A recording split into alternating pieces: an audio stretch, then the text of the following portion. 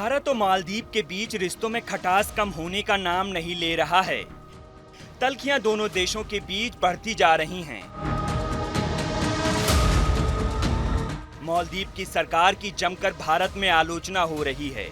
जब से मालदीव में मोहम्मद मुइज़ू राष्ट्रपति बने हैं, तभी से तनाव की स्थिति बनी हुई है।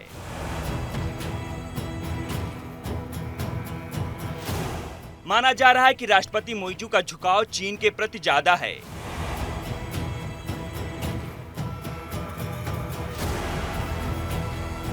उसके कई कारण भी हैं और लोगों को दिख भी रहा है। मुइज़ू अभी हाल ही में चीन दौरे पर पहुंचे थे, जहां चीन ने उनके आवभगत में कोई कमी नहीं की। चीन के राष्ट्रपति शी जिनपिंग ने मुइज़ू को अपना सबसे करीबी दोस्त बताया था। जानकार मानते हैं चीन की ये नई चाल है। चीन बड़े ही शातिराना तरीके से मालदीव को अपने झांसे में ले रहा है। चीन के the Great Hall of the People's में संबोधन के दौरान जिनपिंग ने मुइज़ू की जमकर तारीफ की। माना जा रहा है कि चीन का ये दांवपेच मालदीव के जरिए अपने हित को साधने के लिए है। जानकार मानते हैं चीन हिंद महासागर में अपना दबदबा बढ़ाना चाहता है, इसलिए चीन हिंद महासागर में निवेश करना चाहता है और इसके लिए वो मालदीव को मोहर के तौर पर इस्तेमाल कर रहा है। मालदीव को अभी इस बात की जानकारी नहीं है कि वो कहां फंसता जा रहा है। देखा जाए तो चीन बिना फायदे के कुछ भी नहीं करता है। चीन अपने डेबिट ट्रैप डिप्लोमेसी के लिए जाना जाता है। डेबिट ट्रैप का सरल मतलब समझें तो ये होता है कि वो देश को कर्ज देता है और न चुका पाने की स्थिति में उस देश पर अपनी मनमानी करता है।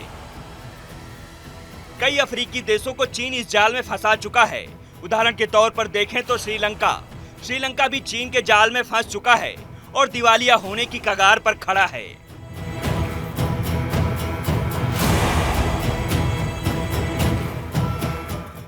मुइज़ू ने इंडिया आउट का नारा दिया था। कुछ रिपोर्ट्स की माने तो मालदीव में जब चुनाव हो रहा था तब मुइज़ू ने इंडिया आउट का नारा दिया था। इंडिया आउट के दम पर ही मोहम्मद मुइज़ू चुनाव जीत पाए हैं। उन्होंने देश की जनता के मन में भारत की छवि खराब करने की कोशिश की है।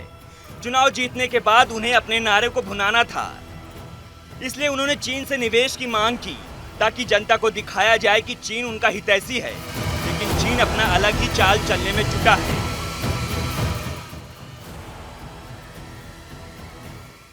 बुरा फंसा मालदीव। जानकार मानते हैं कि मालदीव इस वक्त बुरा फंस चुका है। इसके बुरा फंसने की वजह भारत में मालदीव का बहिष्कार है। मालदीव की अर्थव्यवस्था पर्यटन पर टिकी है। मालदीव के पर्यटन क्षेत्र में गिरावट आने की उम्मीद है।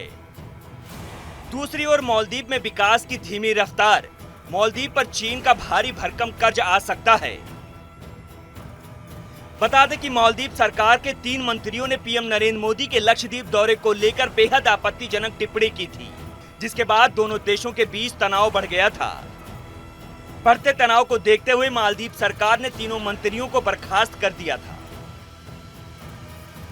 फिलहाल देखा जाए तो मालदीव चीन की गिरफ्त में बुरी तरह फंस चुका है और आने वाले दिनों में इसका रिजल्ट जल्द ही देखने को मिलेगा।